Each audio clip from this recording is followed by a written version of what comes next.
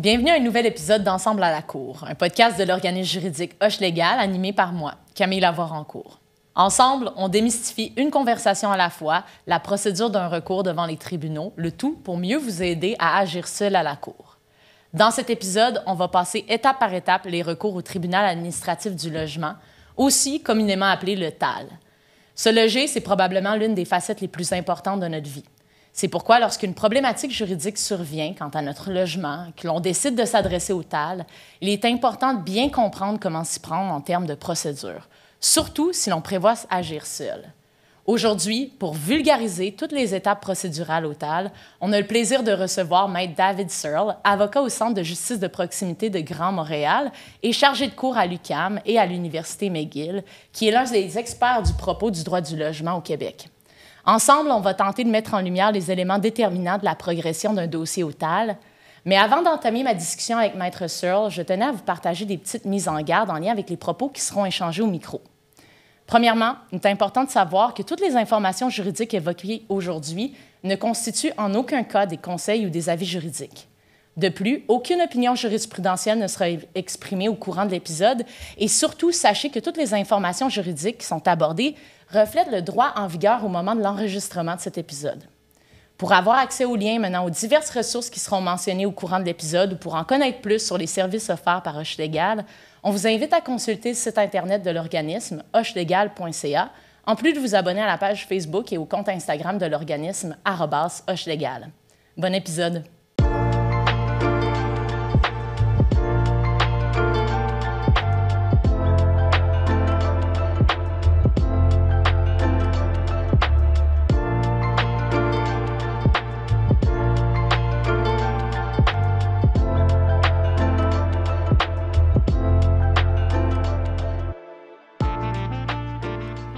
Merci David d'être avec nous. Avant d'entrer dans le vif du sujet, j'aimerais ça qu'on puisse faire plus ample connaissance, parler un peu de ton expertise dans le droit du logement. Fait que j'aimerais savoir, depuis combien de temps tu travailles en droit du logement? Bien, ça va faire environ une dizaine d'années, honnêtement. Donc, avant de devenir avocat, j'ai travaillé un peu à la clinique d'information juridique à McGill. Et par la suite, je suis rentré à l'aide juridique pour faire mon stage du barreau. Et ça fait 6 ans que je travaille au Centre de justice de proximité du Grand Montréal. Puis, est-ce que, alors que tu étais à l'aide juridique, est-ce que tu as vu beaucoup de droit du logement? Est-ce que c'est ça qui t'a donné la piqûre?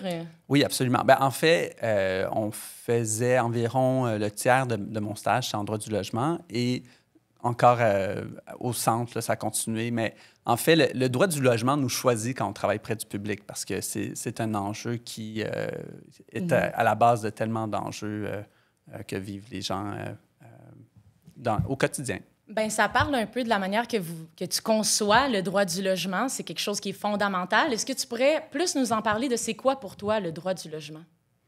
Oui, bien, le droit du logement, en fait, on peut le décrire de différentes façons. Pour moi, quand on parle droit du logement, j'ai en tête les relations entre un propriétaire ou locateur en langage juridique et un locataire.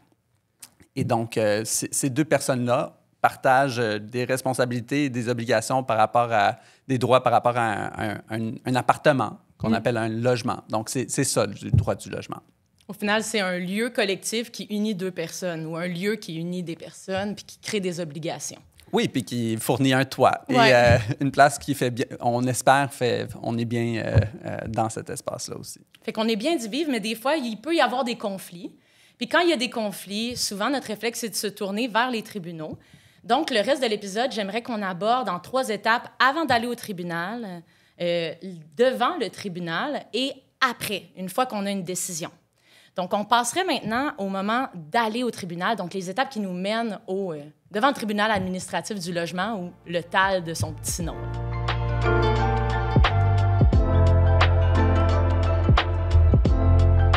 Donc, on se prépare à aller au tribunal. Une personne qui se représente seule veut un peu monter son dossier, mais où est-ce qu'elle dépose sa demande? Une fois qu'elle sait, bon, j'ai vécu une injustice, où est-ce que je dépose ma demande? Oui, puis en fait, une difficulté qu'on va rencontrer dans ce genre de situation-là, on pense, j'ai un problème avec mon logement, je vais m'adresser à la régie du logement qui maintenant s'appelle le tribunal administratif du logement depuis 4-5 ans. Et on peut tenter d'appeler le tribunal maintenant depuis le mois d'avril 2024. si on laisse notre numéro de téléphone, il nous rappelle. Donc, ça, c'est déjà ça. Donc, on peut prendre rendez-vous par téléphone pour se rendre au tribunal. On peut aussi prendre un rendez-vous en ligne et ou, s'il y a urgence, on peut se présenter en personne. Mais règle générale, c'est juste dans les cas urgents là, qui vont permettre aux gens d'être vus par un préposé pour ouvrir une demande là, en personne. Et on peut le faire en ligne aussi. OK, donc c'est pas juste de se rendre sur les lieux du tribunal et de déposer une demande, c'est qu'il faut prendre un rendez-vous pour même avoir l'occasion de déposer une demande. On ne peut pas faire ça à l'improviste. Oui, malheureusement, il y a quelques défis, je te dirais, en matière de monter la première étape, là, que ça soit prendre ce premier rendez-vous-là. Si on a un peu de difficulté avec Internet ou juste appeler, ça peut être difficile d'avoir ce premier rendez-vous-là. Ou si le site Web n'est pas exactement le plus, disons, user-friendly là, au monde. Donc, ouvrir la demande en ligne, pas si simple que ça non plus. Donc, ça peut être vraiment intéressant dans ces étapes-là d'aller voir son comité logement, le centre de justice de proximité pour voir comment je fais au juste. Parce qu'on peut se perdre un peu dans les dédales. Là. Bien, c'est sûr. Puis, en plus, pour déposer une demande, encore faut-il que le dossier soit prêt, donc que j'ai tous les documents qui sont nécessaires, que j'ai une idée de ce que je veux demander aussi au tribunal. Qu'est-ce qu'ils vont me demander au tribunal pour avoir un dépôt d'une demande? Là? Donc, pour dire au tribunal, j'aimerais qu'on m'entende. Bien, en fait, c'est une excellente idée de s'informer avant de se rendre parce que le défi, là, c'est de dire, bien, moi, je vis telle chose et on vous reçoit, on dit, OK, bien, on vous essaie autant qu'on puisse le faire, mais idéalement, on a une idée de, dans telle situation, je peux obtenir telle sorte de résultat. Et d'y aller déjà en amont en se disant, OK, bien, moi, je vais y aller et obtenir, par exemple, des corrections dans mon logement, une compensation monétaire, des ordonnances quelconques. Donc, je pense que c'est vraiment une idée intéressante de parler avec un être humain qui se connaît dans le domaine pour avoir une idée en amont de ce que je veux aller chercher. Cela dit, tu sais, les préposés du tribunal sont quand même les professionnels d'ouverture de demande, donc sont quand même capables de faire ce qu'on leur demande de faire. Mais au final, leur aide va se limiter à ouvrir la demande. Ils ne donneront pas de conseils sur le droit du logement. Ils ne nous expliqueront pas si on a vraiment un recours. Oui. Donc, sans faire sans prendre de position trop tranchée, là, disons que le tribunal a une mission d'information. Donc, comme plein d'organismes, ils informent le public. Maintenant, je vous dirais que cette mission-là est vraiment la mieux exercée quand on leur demande des questions vraiment comme pas trop larges. Tu sais, je te donne un exemple, ça sort. Là. Une personne là, qui vit un gros problème dans son logement, là, ça tombe dans tous les côtés. Il ne sait pas plus vers où se tourner. Aller voir un préposé qui connaît les règles de base, c'est peut-être pas la meilleure façon de vraiment bien monter son dossier. Donc, par contre, sont tout à fait formés et compétents de pouvoir dire, ben oui, à la signature du bail, on peut juste vous réclamer le premier mois de loyer. Donc, il y a une certaine...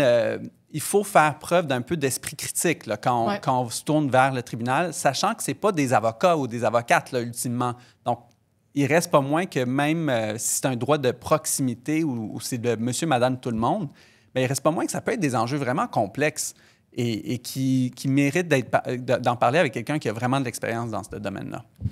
Puis, ça m'amène un peu, si on parle plus généralement, comment est-ce qu'on peut savoir, nous, que notre demande doit être déposée devant le tribunal administratif du logement? Qu'est-ce qui relie un peu toutes les demandes qui sont entendues devant ce tribunal-là?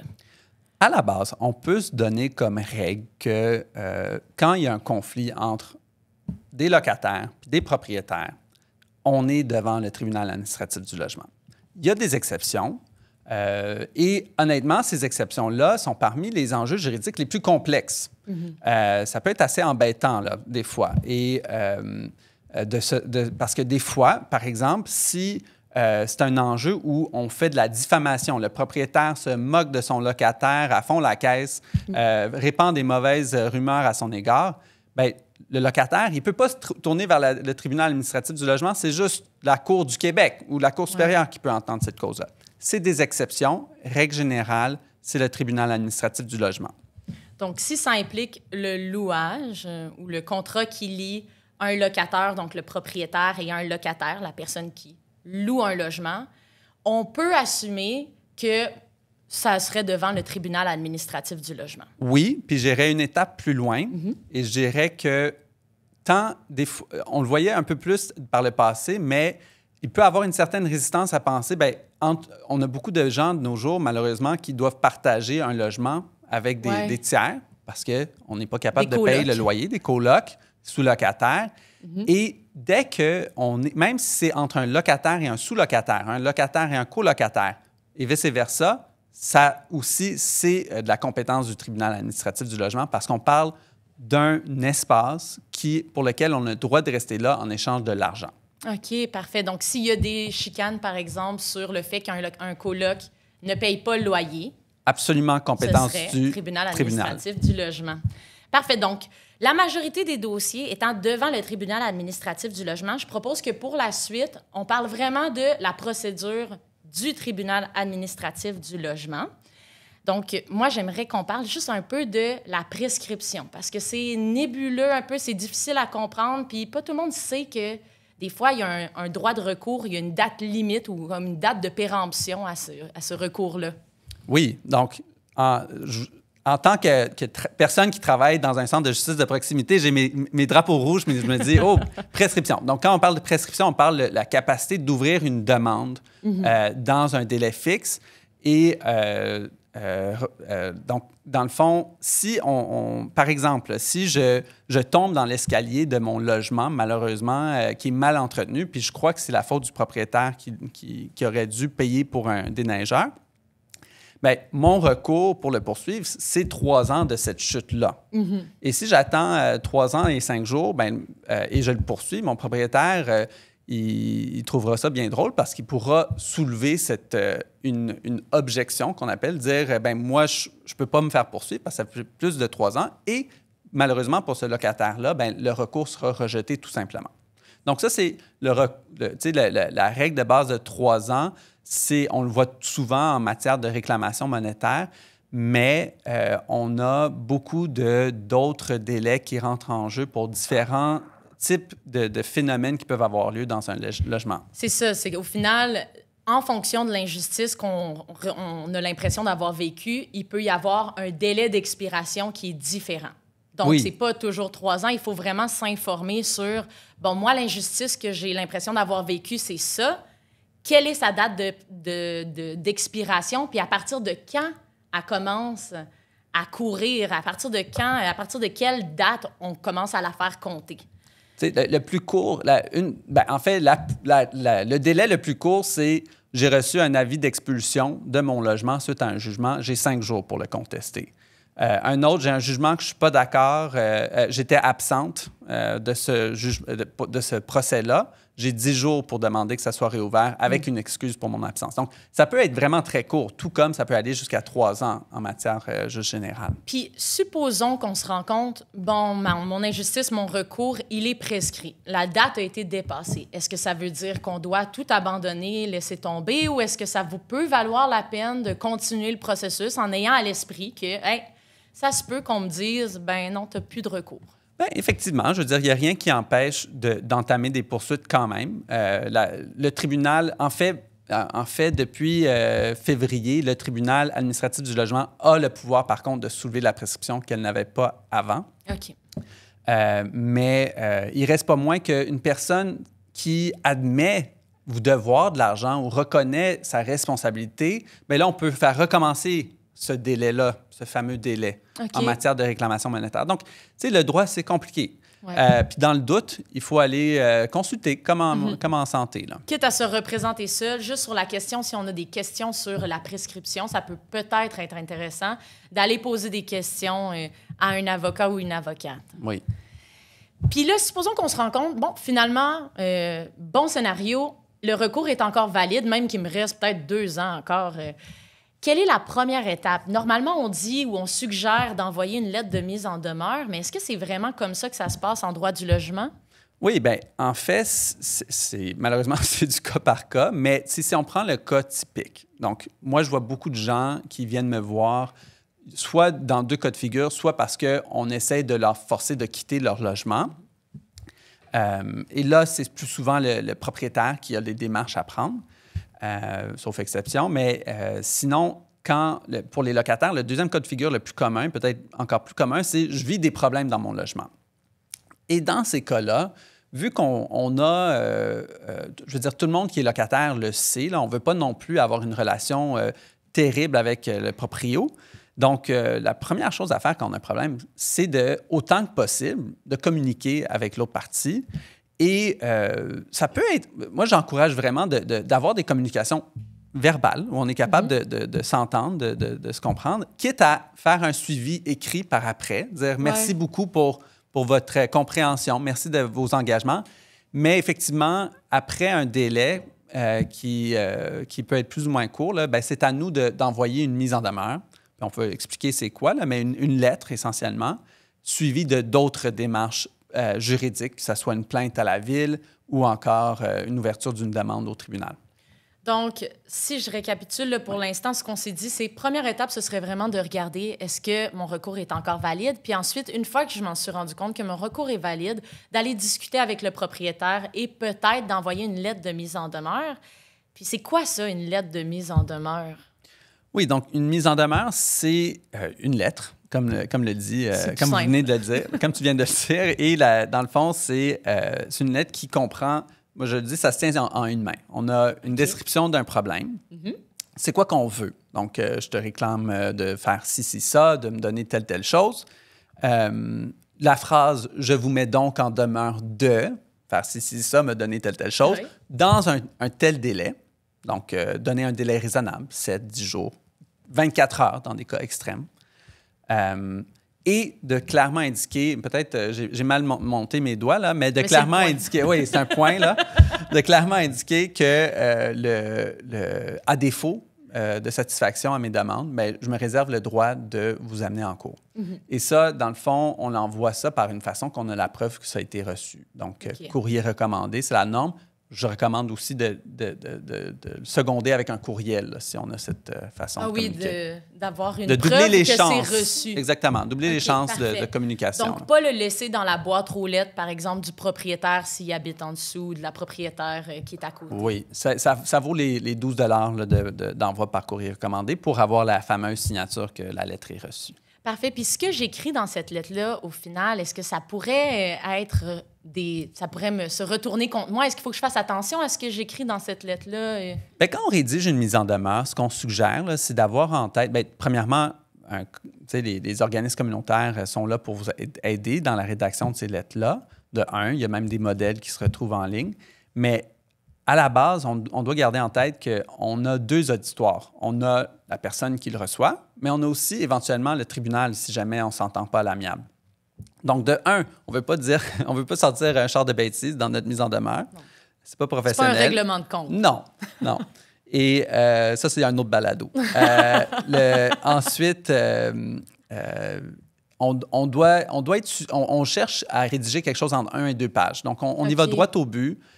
On a le droit de réclamer une chose et de bonifier ou encore modifier par après, mais c'est certain qu'on ne veut pas se contredire là, éventuellement, parce qu'on s'adresse éventuellement au tribunal avec cette lettre-là. Donc, fait qu'il n'y a pas vraiment de forme. C'est pas obligé d'être, par exemple, écrit sur tel format de papier ou ça n'a pas besoin d'être signé par un avocat. Au final, c'est vraiment une lettre. C'est l'ouverture d'une discussion avec le propriétaire ou avec le locataire. Oui, je dirais un peu plus, ça va un peu plus loin que ouvrir parce qu'on dit fais ci, fais ça dans tel délai, mais absolument. Puis les tribunaux ont déjà reconnu que par SMS, WhatsApp, ça peut constituer une mise en demeure valide, en autant qu'on y retrouve les éléments que j'ai mentionnés. Puis là, on a donné un délai dans la lettre de mise en demeure. Et il faut attendre que ce délai-là, normalement, soit écoulé. Donc, à la fin du délai, c'est là qu'on peut décider, est-ce qu'on poursuit puis qu'on dépose une demande devant le tribunal administratif? Oui, c'est ça. Puis en fait, il y a un entre-deux qui est vraiment intéressant pour les locataires à Montréal. C'est qu'ils peuvent appeler leur arrondissement, le 311. Dans d'autres secteurs du Québec, bien, il y a d'autres services d'inspection réglementaire. Des fois, il n'y en a pas, malheureusement. Mais à Montréal, c'est le 311. Et... dans le fond, on a un règlement sur la salubrité et la sécurité des logements à Montréal. Et il y a vraiment une grande énumération d'obligations pour les habitations. Et s'il y a un manquement, on peut appeler le 311. Dans le doute, une fois que la mise en demeure est envoyée, on peut appeler le 311, demander qu'un inspecteur nous soit attitré, leur faire parvenir notre documentation. Et eux, dans le fond, peuvent menacer le proprio d'une sorte de constat d'infraction dans le même veine qu'une infraction pour le stationnement. OK. Donc, il n'y a personne qui aime l'étiquette de stationnement. Bien, l'idée, c'est d'encourager les proprios de se conformer et ça peut éviter une démarche au tribunal qui peut être un peu compliquée et stressant. Là. Donc, mais après, si ça ne marche pas, bien, effectivement, c'est le tribunal. OK, parfait. Puis, là, on a parlé des documents qu'on avait, qu'on peut parler au 3A1 de nos documents, de nos preuves. Donc, c'est important, avant d'aller au tribunal, de garder à l'esprit que c'est pas juste moi qui va venir dire ma version, mais qu'il faut que je m'assure d'avoir des preuves, donc de garder des photos. Oui. Ben, tu fais très bien de le rappeler. Là, effectivement, donc, un témoignage, on peut gagner une cause à la limite sur la base strictement de notre témoignage, de ce qu'on va dire. Puis des fois, on pense que c'est juste mon témoignage. Mais ça a de la valeur, ton témoignage. Mais c'est certain que on le sait, là, une image vaut 1000 mots. Donc, si on a une photo en couleur qui est clairement, qui ressort clairement, bien, ça a une grande valeur. Si on se plaint de bruit, un enregistrement qui sort bien, des vidéos qui sont prises, c'est certain que ce genre de preuves-là, c'est vraiment aidant. Et aussi, bien, avoir parlé, avoir donné des ateliers avec des juges, ils disent tous la même chose, c'est de la préparation qui est la clé du succès là, quand on a un litige. Si vous êtes préparé, si vous connaissez votre dossier, bien, ça va vraiment aller loin là, pour votre cause. Ça vaut la peine, si on a le temps, avec la prescription, je le rappelle, si on a le temps, ça vaut la peine de prendre le temps de monter un dossier, de trouver des preuves, de garder la preuve des textos, des échanges de courriels avec le propriétaire ou la propriétaire, ou même avec les colocataires, comme on disait tout à l'heure. Puis une fois qu'on a tout ça en main, est-ce qu'il faut qu'on imprime tout ça quand on va déposer ça au tribunal administratif du logement? Donc, un jour, j'espère que oui, mais pour l'instant, non, parce qu'ils n'ont pas... dans le fond, ils s'attendent à ce que la preuve soit communiquée, une copie, à la limite, soit remise à l'autre partie, mais eux, ils ne prennent pas la preuve jusqu'au jour de l'audience. OK. Donc, c'est un peu plus dans le streamline, là, pas trop lourd comme administration.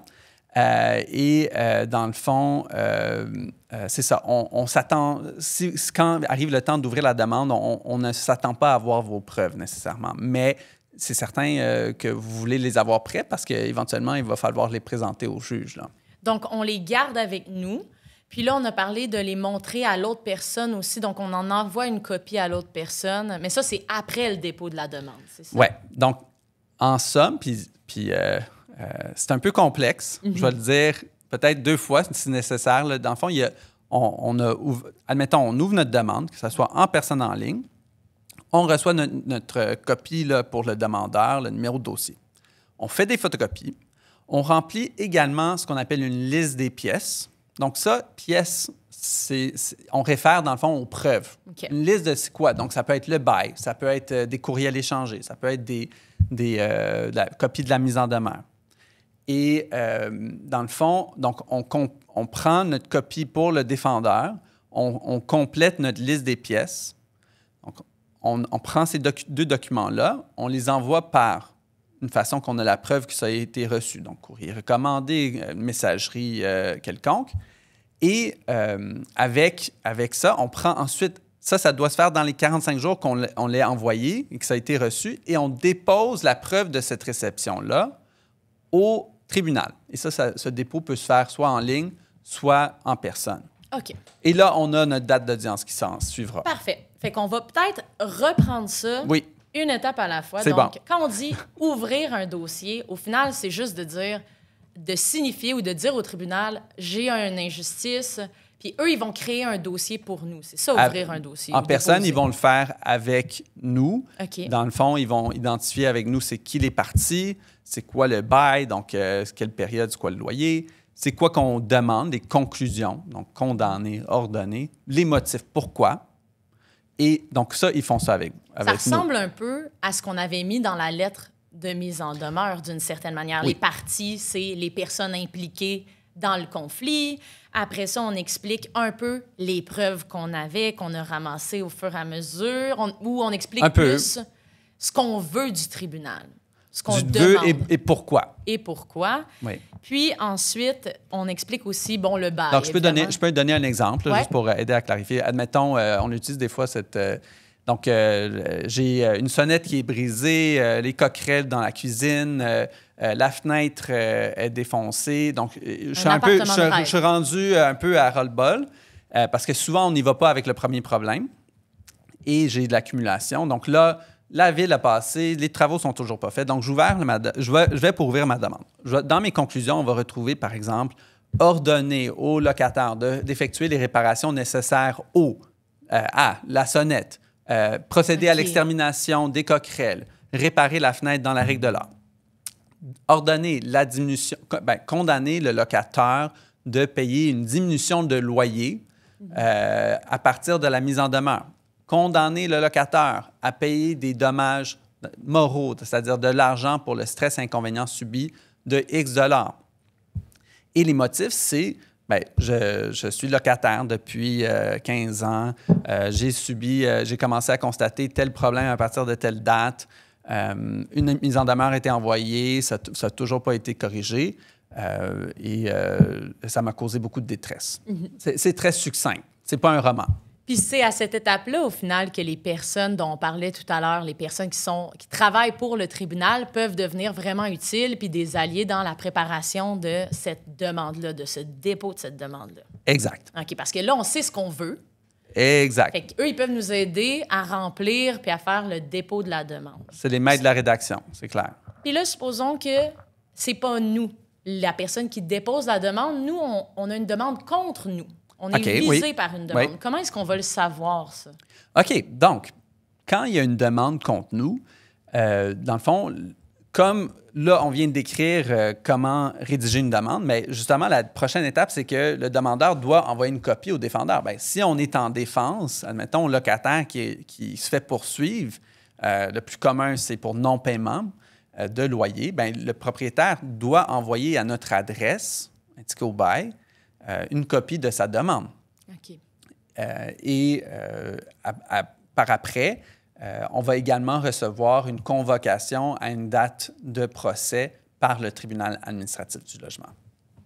Puis j'aurais peut-être une petite question encore, mais qui n'est pas si petite que ça quand on considère des fois les coûts que ça peut avoir, des demandes comme ça. C'est quoi les frais? À quoi on peut s'attendre en termes de frais quand on dépose une demande comme ça? Ça peut varier. Ça évolue à chaque année de 1 à 2 $. Donc, je n'ai pas le chiffre exact, là, mais ça varie entre 60 et 90 $ en ce moment. Puis est-ce que selon le sujet. OK. Ah, ça varie en fonction de la demande? La demande, le prix du loyer, il y a quelques facteurs. Puis, est-ce qu'à chaque fois qu'on modifie, supposons qu'on disait tout à l'heure, il y a des événements qui changent, je veux modifier un peu, ajouter, par exemple, une conclusion parce que je veux quelque chose de plus du tribunal ou j'ai oublié de dire que j'ai vécu de la détresse, puis là, je veux le dire. Est-ce que ça nous recoûte de l'argent? Non, ça ne coûte rien. Il y a un formulaire et on a juste dans le fond, si ça nous arrive, il faut compléter, il y a un formulaire pour ça et l'amendement, puis on ajoute, par exemple, une nouvelle conclusion condamnée pour d'autres dommages et expliquer pourquoi. On doit envoyer une copie de ça au tribunal et à l'autre partie et la preuve que ça a été reçu, on doit le déposer au tribunal aussi. OK, parfait. Donc, puis le tribunal, eux, ils communiquent avec nous comment? Comment est-ce qu'ils vont nous faire savoir? Ah, vous allez avoir une audience à telle date, à telle heure. Donc, moi, mon rêve, c'est qu'un jour, on soit tous comme branchés là, dans le poignet, puis ça nous sort... Une micropuce. Une micropuce, mais pour l'instant, c'est par courrier ordinaire. OK. On n'est pas là, hein? On est loin. On n'est pas là. C'est peut-être correct aussi. Mais c'est certain que ça arrive que des gens ne reçoivent pas leur courrier. Des fois, dans les cas extrêmes, peut-être il y a des gens qui jouent dans votre courrier. J'espère que non. Je ne veux pas créer de paranoïa. Paranoïa, oui. Merci. Mais c'est ça, courrier ordinaire. Donc, important si jamais vous avez un dossier ouvert et vous devez déménager, il faut absolument... informer le tribunal parce qu'eux, ils ne savent pas c'est où que tout le monde habite. Puis ça peut se faire aussi sur les sites web. Il y a un formulaire pour ça. Parfait. Bien, puis là, on passerait maintenant, avant encore de passer devant le tribunal, Je pense que le tribunal administratif du logement offre un service de conciliation. Là, on n'est pas super familier, ou nos auditeurs, si nos auditeurs et auditrices ne sont pas super familières avec la conciliation, est-ce que vous pourriez nous expliquer c'est quoi et quel est l'intérêt de ça dans un conflit en droit du logement? Oui, donc la conciliation, pour ceux qui connaissent la médiation, c'est vraiment un concept similaire. En gros, c'est un employé du TAL, du tribunal, va rencontrer les parties qui sont intéressées. Donc, s'il y a une partie qui ne veut pas, bien, il n'y a pas de conciliation. OK, il faut que ce soit les deux qui veulent aller en conciliation. C'est ça. Donc, si locataire et proprio sont intéressés, on vous rencontrera avec un employé du tribunal qui essaie de voir si une entente à l'amiable est possible. Et on le sait par les études en droit que les gens, quand ils se parlent et ils s'écoutent, les ententes deviennent possibles. Moi-même, j'ai vu un cas où il y avait un conflit. Tu sais, c'est souvent des conflits qui prennent de l'ampleur, mais à la base, sont peut-être pas énormes et que la conciliation peut vraiment être intéressante parce qu'ultimement, on parle d'êtres humains qui se côtoient parfois tous les jours. Et qui vont continuer possiblement à se côtoyer encore. Exactement. Donc, ça permet de diminuer un peu les conflits pour le futur et aussi d'éviter un procès parce que à part les avocats, il n'y a pas grand monde qui aime les procès. Donc, la conciliation, ça peut être une bonne idée. Nous, on a un épisode de notre balado qui est dédié au mode de prévention et de règlement des différends, puis on aborde la conciliation. Donc, peut-être si c'est une question qui intéresse certaines, peuvent se référer à cet épisode-là. Maintenant, on serait rendu au processus devant le tribunal. Donc, une fois qu'on se dirige au tribunal administratif du logement, qu'est-ce qui se passe?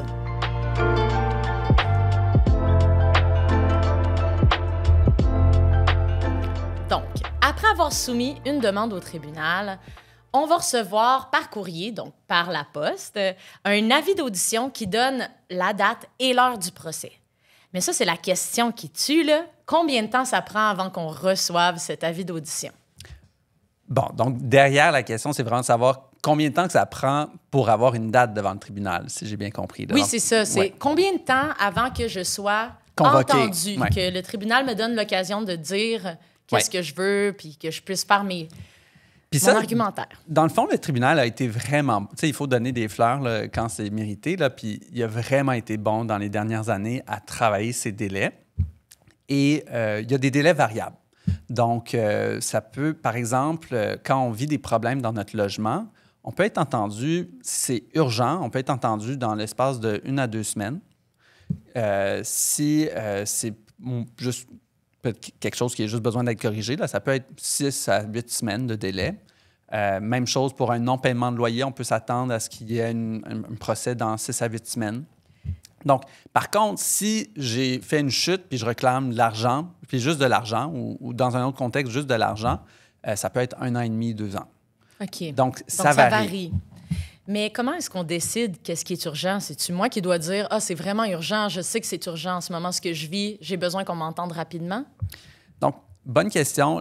L'important, là, c'est que si on a un enjeu de santé ou de sécurité avec le logement, par exemple, il y a de la criminalité à côté, on craint littéralement pour notre sécurité, il faut le mentionner, au besoin joindre des rapports d'incidents, pour que ça soit pris en compte dans le moment qu'on vous donne une date de procès, parce que le tribunal s'est engagé à être sensible aux réalités vécues là, par les personnes. Donc, le tribunal a déjà, d'une certaine manière, classé un peu les types de demandes en fonction d'un degré d'urgence, donc du moins urgent au plus urgent. Puis pour qu'on soit reconnu, donc pour que le tribunal dise oui, c'est urgent, ta demande, il faut qu'on l'indique, les raisons de l'urgence lorsqu'on fait le dépôt. Exactement. OK. Donc tout ça s'appelle la mise au rôle, exactement. Puis le rôle, c'est au final juste le calendrier du tribunal. Exactement. OK. Ouais. Puis je veux juste mentionner, quand ils vont nous convoquer, une chose qu'on ne fait pas assez souvent, c'est que quand on pense à Montréal, en tout cas, des fois, on pense à Montréal que le monde tourne autour de nous. Là, je vais tomber dans ce piège-là. Donc, à Montréal, le tribunal administratif du logement, on pense au village olympique. Mais en fait, il y a différents bureaux. Il y en a d'autres aussi, on peut être convoqué. Donc, c'est vraiment important de regarder. Puis, je suis certain que c'est vrai dans d'autres parties du Québec. Là, c'est vraiment important de regarder c'est où exactement qu'on est convoqué. C'est pas nécessairement où on est allé la dernière fois. OK. Ou que notre ami est allé. Donc, parce que si on va à la mauvaise place, il peut avoir des conséquences vraiment fâcheuses. Donc, si on tape, par exemple, sur Google Maps, tribunal administratif du logement, ce sera peut-être pas la bonne adresse et on peut se rendre au mauvais lieu. C'est vraiment écrit en toutes lettres sur l'avis d'audition. Puis on se fie Absolument. à ce document-là. Oui. OK, parfait. Puis si on le perd, ce document-là? Donc, il y a, puis c'est bon à savoir, sur le site web du tribunal, on a ce qu'on appelle le plumitif. Donc, c'est un vieux terme là, qui réfère à la plume, je crois. Et on imagine cette affaire qui facilement un existait Swiffer, pour écrire avant du Swiffer. aussi. Et dans le fond, on peut, avec notre adresse, voir quels dossiers sont ouverts présentement. Donc, même si on doute, là, telle personne, il m'en veut vraiment, est-ce qu'il m'a déjà... Est-ce que je suis poursuivi en ce moment? Je peux aller vérifier. Moi, je le fais à chaque fois que quelqu'un rentre dans mon bureau, c'est la première chose que je fais, c'est quoi votre adresse? On vérifie s'il y a un dossier d'ouvert. Puis c'est ouvert, c'est public pour tout le monde. OK, donc c'est accessible et au final, le plumitif, c'est, si on veut, le registre du tribunal. C'est là où ils mettent toutes les adresses qui sont impliquées dans un conflit puis qui vont entendre, puis ils mettent la date, l'heure et le lieu où les personnes impliquées dans le conflit vont être entendues. Exact. Puis c'est aussi un enjeu vraiment important et problématique également que quand on a un litige devant le tribunal, un conflit, bien, ça reste public. Que l'on soit en poursuite ou en défense. Et c'est quelque chose que moi-même, j'ai revendiqué, d'autres ont revendiqué, que quand on est en demande, les locataires, on ne devrait pas avoir à garder une trace de cette démarche-là parce que malheureusement, pas tous, mais certains propriétaires, illégalement, vont nous refuser un logement par la suite parce qu'ils ne veulent pas quelqu'un qui dérange chez eux. Et inversement, si on se fait poursuivre dans nos capacités, par exemple pour un non-paiement de loyer, bien, ça reste public. Donc, c'est un enjeu, cette publicité-là de ce qui se passe au tribunal. Si on veut consulter ce plumitif-là parce qu'on est locataire, parce qu'on sait qu'on va être impliqué dans une audience devant le tribunal, est-ce que c'est juste de taper plumitif, par exemple, sur un engin de recherche comme Google, puis d'écrire tribunal administratif du logement, puis on va le trouver? Exactement. OK. Ça devrait être le premier lien. OK, bon, ben c'est donc très accessible, ce Google, qui est utile et aussi problématique. C'est souvent la meilleure façon de naviguer le site web du TAL, c'est d'utiliser des mots-clés sur Google et Tribunal administratif du logement. Parfait. Donc, TAL, c'est vraiment une bonne manière, puis c'est une abréviation que Google comprend. Mm-hmm. OK. Et là, on passe vraiment dans le vif du sujet, l'audience ou le moment où le tribunal nous entend, qu'on est vraiment dans la cour, au palais, ou dans les lieux où siège le décideur. Donc, c'est qui est présent? Comment ça fonctionne? À quoi on peut s'attendre? OK. Donc, il y a beaucoup de monde, typiquement. Donc, dans une salle d'audience, il y a un juge ou une juge et on va convoquer on va appeler à plusieurs personnes à venir pour différents procès au courant d'une journée. Donc, des fois, on va avoir, pour une cause de non-paiement, ça se peut que de loyer, là, un loyer qui reste à être payé, on peut avoir plusieurs causes à l'intérieur d'une seule heure. OK, c'est pas juste nous. Le tribunal, il va pas juste entendre seulement mon injustice. Cette journée-là, non, exactement. Donc, ça, c'est un très grand défi au tribunal, c'est de savoir combien de temps m'est alloué et si j'ai besoin de plus de temps, de vraiment l'exprimer, de dire, bien, moi, aujourd'hui, là, j'ai l'impression qu'on m'a fixé peut-être 1 heure, mais j'ai 4 personnes qui doivent être entendues ou j'ai 100 photos qui constatent la situation ou 3 ans de litige, de conflit à décrire. C'est un défi de savoir combien de temps on a vraiment. Donc, on peut peut-être demander cette information-là à l'accueil quand on arrive, combien de temps est alloué. Un autre défi qu'on a, c'est que ça se peut qu'on soit convoqué, qu'on soit demandé d'arriver une telle date, telle heure, et qu'on ne nous entende pas puis qu'on remette à une autre date. Parce que on dit le rôle a été surchargé. Il y a eu trop de gens trop de monde. Exactement. Le tribunal n'a pas pu entendre tout le monde, puis il y a des heures d'ouverture et de fermeture, donc ça se peut qu'on ne nous entende pas cette journée. Exactement. Peut-être quelqu'un est malade, peut-être on ne sait jamais. Puis si ça nous arrive une fois, est-ce que c'est possible que ça nous réarrive par la suite? Est-ce que c'est possible qu'on ait à prendre plusieurs journées de congé, par exemple? Absolument, absolument. OK. Et donc là, il y a beaucoup de monde. Quand on arrive, on rentre dans la salle de cours. Ça ressemble à quoi? Où est-ce qu'on s'assoit, étant donné qu'on n'est pas tout de suite entendu? Donc, quelque chose qui est positif du tribunal, c'est que c'est pas trop formel non plus. Donc, il n'y a pas de... Quand on va être appelé dans la salle, c'est premier arrivé, premier s'assoit à gauche ou à droite du juge. Les témoins s'assoient à l'arrière. Ils vont être demandés de prêter serment, comme quoi ils vont dire la vérité. Et ils vont être ensuite demandés de quitter la salle pour ne pas entendre le témoignage des autres lors de l'audience, s'il y a des témoins. Très souvent, ça va juste être le proprio et le locataire qui va parler au tribunal. Donc, les témoins, ce serait justement pas le proprio et le locataire. Oui. Ce serait toute autre personne qui a quelque chose à dire, qui peut venir prouver quelque chose sur l'enjeu du conflit. Exactement. Puis OK. Comment je décris ça, dans le fond, on pense, mais qu'est-ce que je veux dire? Comment ça marche? Dans le fond, premièrement, la personne qui ouvre la demande, c'est à elle, si on imagine la balance de la justice, là, ou la dame à New York, là, qui... Ah non, ouais. Ça, c'est peut-être une autre image. Mais dans le fond, la balance, là, c'est que celui en demande doit faire pencher la balance de son côté. Mm-hmm. Il doit prouver ce qu'il demande. Et comment on fait ça? C'est on raconte une histoire vraie. Et les documents, les photos, les enregistrements sont là pour soutenir. Mais ultimement, c'est un exercice de communication. Il y en a qui l'ont un peu plus facile que d'autres. Si, par exemple, le français ou l'anglais, parce qu'on a le droit de parler en anglais aussi, ce n'est pas votre langue maternelle, c'est un défi supplémentaire. Des fois, on veut penser à faire venir un interprète avec nous, que l'on paye, pas un membre de la famille. Ça ne sera pas nécessairement accepté. Parce qu'on est là pour raconter au tribunal qu'est-ce qui s'est passé de notre point de vue. Et on y va de début jusqu'à la fin. Et encore une fois, le défi, c'est le tribunal ne veut pas nécessairement savoir tout ce qui vous est passé par la tête. Et chaque fois qu'il y a eu un revirement, il faut des fois faire des choix dans l'information qu'on partage. Mm-hmm. Donc, il faut donner l'information complète, mais pas au point que ça va prendre 6 jours pour donner votre preuve. Donc, cet exercice-là, encore une fois, ça peut être vraiment intéressant de le faire en avance, ouais. avec quelqu'un qui se connaît, par exemple, un organisme communautaire qui travaille dans ce domaine-là, ou juste se pratiquer avec un ami, dire « Hey, tu connais un peu mon histoire, mais j'aimerais ça te raconter qu'est-ce qui s'est passé de mon point de vue. » J'ajoute, si tu me permets un autre point, là, il y a 2 choses à éviter. On fait pas on récite pas de mémoire, parce que le tribunal estime que c'est son rôle d'évaluer votre crédibilité. Est-ce que vous êtes menteur? Est-ce que vous êtes de bonne foi? Est-ce que vous dites la vérité? Est-ce que c'est sincère? C'est ça. Donc, il veut vous voir parler de façon un peu plus naturelle. Ah, voilà. Donc, il ne veut pas que vous lui disiez en pleine face, ni que vous récitez quelque chose comme un robot. Mm-hmm. Il faut trouver un naturel. C'est certain qu'on a le droit d'avoir des notes avec soi pour rien oublier, mais il faut vraiment essayer d'être le plus naturel possible.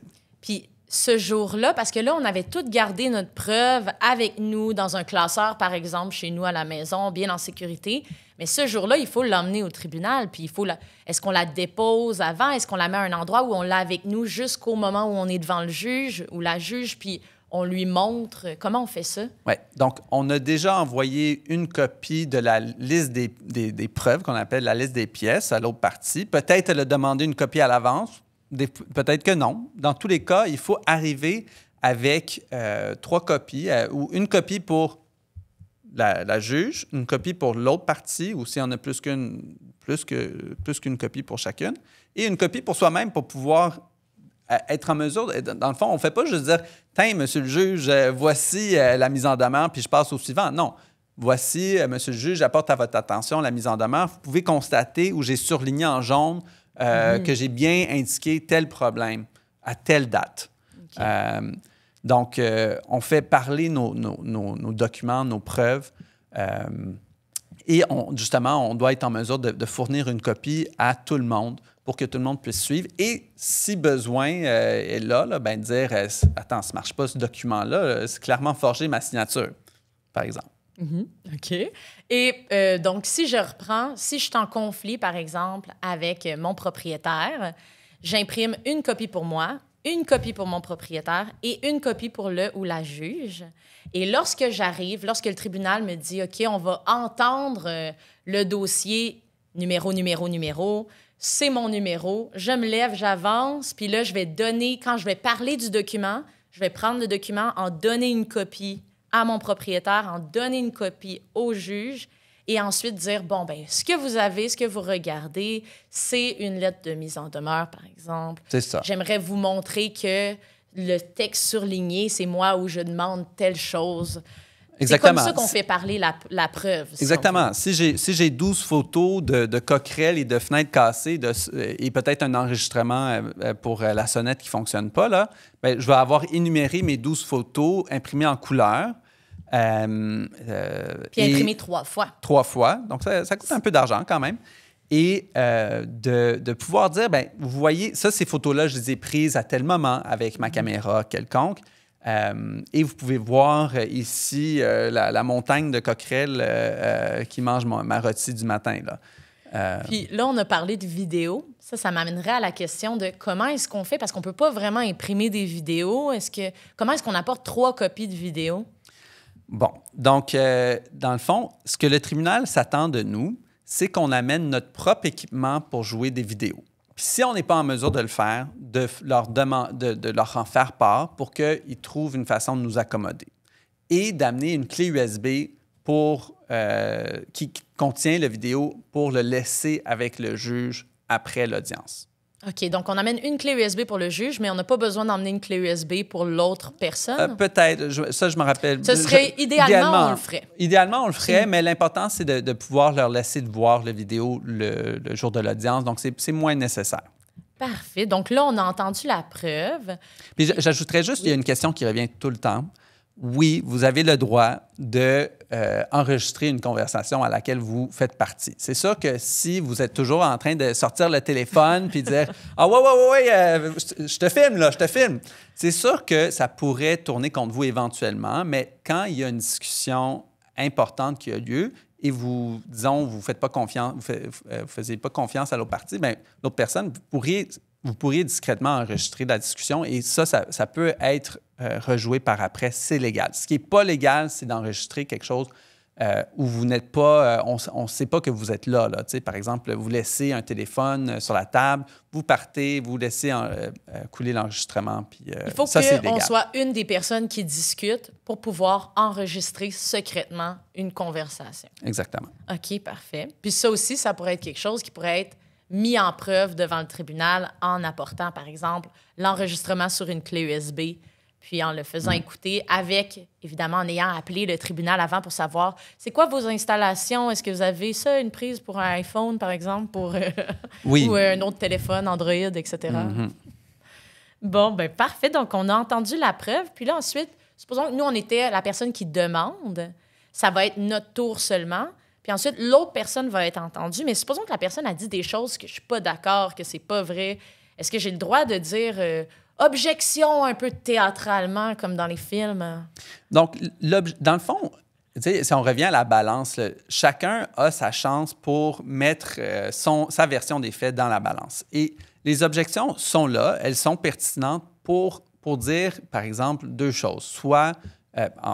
je dirais, sauf exception, il y en a d'autres, là, mais de loin les plus communes, là, c'est elle parle, par exemple, j'ai un dossier, un casier judiciaire.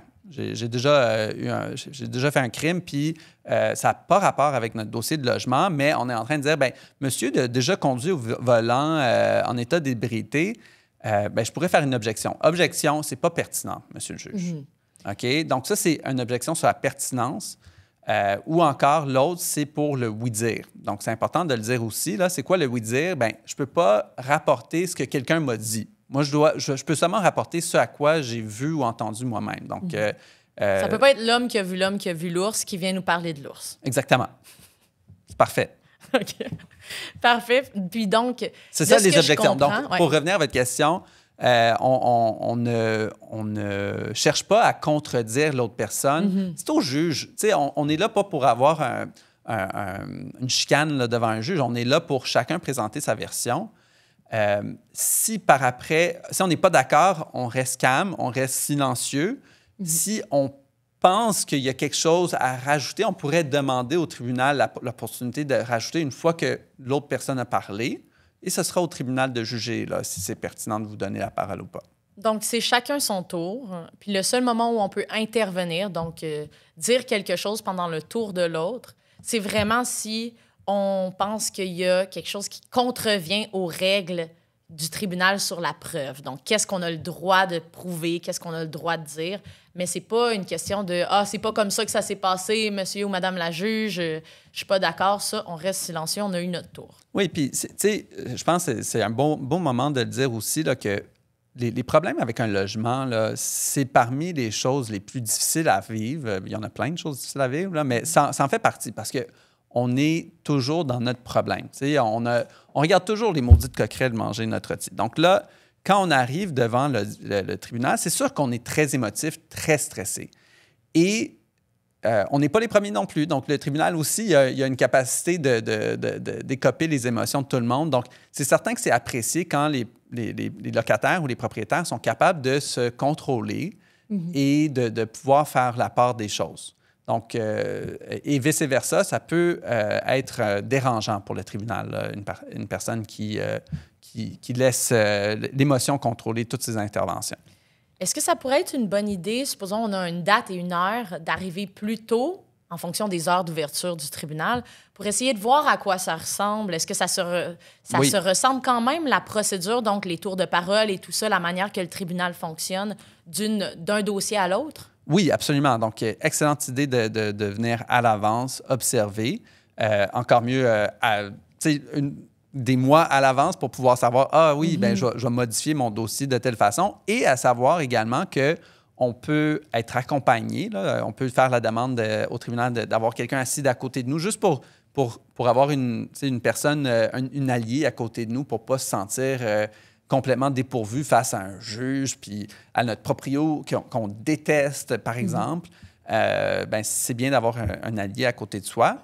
Maintenant, on a également la capacité d'être représenté par un tiers qui n'est même pas avocat. Donc, depuis février, avec le projet de loi 31 qui a été adopté, on peut, si pour nous, là, ça n'a pas de sens, on n'est pas capable de gérer tout ça, on peut donner un peu le rôle d'avocat à un ami qui est un peu plus à l'aise, mais c'est sûr qu'on va toujours devoir parler, on va devoir témoigner, mais ils pourront prendre un peu plus, nous aider à nous poser des questions, à expliquer des choses au tribunal à notre place. Puis ça, on peut le faire. On n'a pas besoin d'avoir une raison immense. Ça peut être juste, moi, j'aime pas ça parler beaucoup devant les gens. Ça me donne le trac, ça me rend nerveux, nerveuse.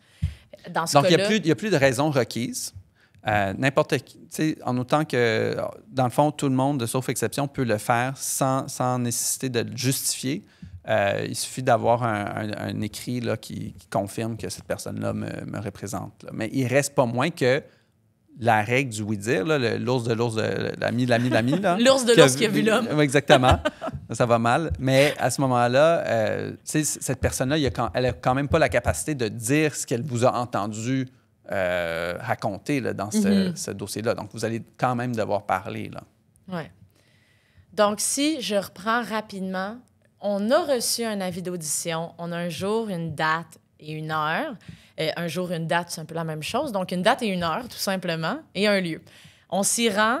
Quand on rentre dans la salle de cours, on s'assoit à la même place que tout le monde, donc à l'arrière de la salle. C'est ça, en attendant notre tour. C'est lorsque vient notre tour que là, on peut aller s'asseoir à gauche ou à droite du ou de la juge. On va avoir notre tour de parole. En premier, si c'est nous qui avons fait la demande, on va parler en premier. Ensuite, si c'est nous qui n'avons pas fait la demande, mais on est visé par le conflit, on va parler en deuxième.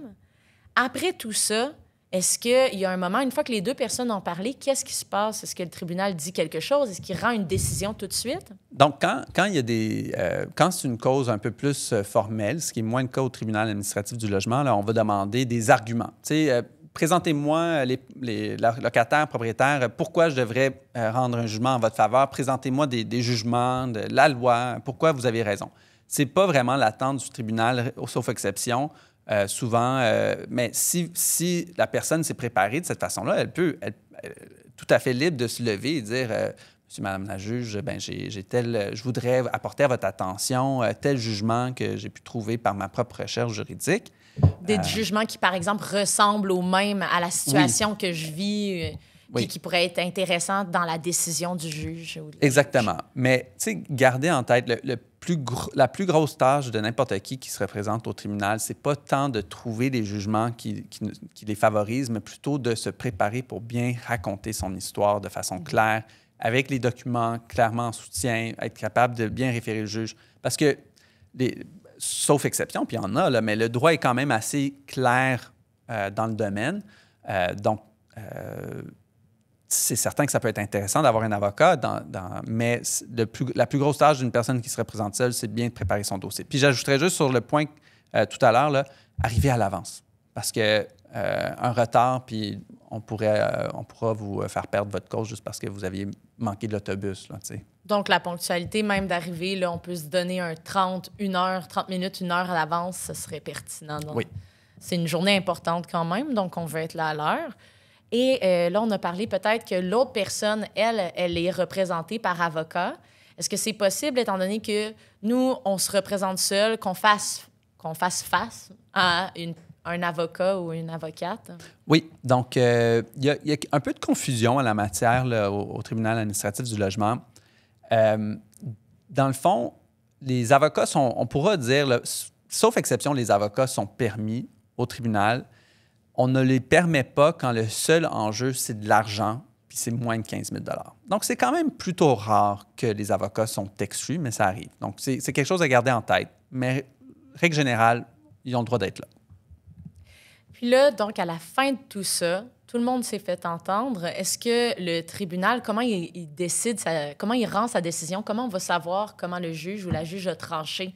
Bon, donc le juge, je crois que c'est 3 mois pour rendre son jugement, ou 4, j'oublie. Mais dans le fond, le juge prend en considération tout ce qu'il ou elle a entendu durant le procès et évalue en grande partie de la crédibilité, mais aussi des critères juridiques. C'est quoi? Est-ce que la personne lui convainc que, par exemple, si c'est le propriétaire qui demande de reprendre le logement pour y habiter son garçon là, aux études, bien, est-ce que le garçon était là? Est-ce qu'elle est convaincue que le garçon vraiment va faire des études près de cet appartement-là? Est-ce que c'est crédible, tout ça?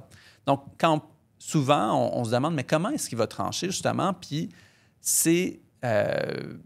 les juges vont souvent regarder des points non contestés ou essayer de voir c'est quoi qui fait le plus de sens dans cette histoire-là et aussi comment les gens ont performé, si on veut, lors de l'audience.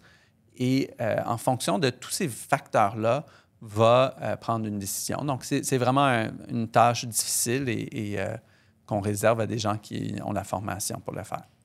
Puis, qu'est-ce qu'on peut faire si, par exemple, parce que là, le juge va prendre une décision, on sait un peu comment il va la prendre parce qu'il va se fier sur le droit, mais aussi sur comment on lui a présenté l'histoire, puis qu'est-ce qui lui apparaissait le plus sincère ou, par exemple, qu'est-ce qui correspond le plus avec le résultat juste. Mais comment est-ce que nous, on reçoit cette information-là? Est-ce que c'est le jour même? Est-ce qu'on va le recevoir encore par la poste? Donc, sauf exception, le jugement va être rendu par écrit, puis ça va être envoyé par la poste. Les délais, des fois, quand les juges sentent qu'il y a vraiment un enjeu qui est pressant, ils vont des fois rendre un jugement plus rapidement, voire quelques semaines, mais souvent, ça va être plus dans des 3 ou 4 mois là, pour rendre un jugement. D'ici à ce qu'on ait le jugement, tout ce qu'on peut faire, d'une certaine manière, c'est attendre? Absolument, oui. Puis une fois qu'on l'a, puis qu'on lit, puis qu'on se rend compte peut-être qu'on n'est pas d'accord avec la décision du juge ou de la juge, comment est-ce qu'on peut faire? Est-ce qu'il y a encore quelque chose qu'on peut faire? Donc, en droit, il y a toujours quelque chose qu'on peut faire. Mais il faut avoir l'attitude inverse. Toujours avoir en tête que la première, ça risque et ça devrait être la dernière parce que toute l'économie du système judiciaire veut que vous soyez entendu qu'une seule fois. Donc, on ne veut pas vous entendre une deuxième fois. Mais il y a toujours une option ultérieure. Par exemple, que ça soit demander la permission d'aller en appel à la Cour du Québec, demander la révision si c'est, par exemple, une fixation de loyer. Il y a toutes sortes d'options. Mais il faut être prêt pour la première fois parce que souvent, c'est des démarches beaucoup plus lourdes, beaucoup plus pointilleuses. C'est pas recommencer le procès au final.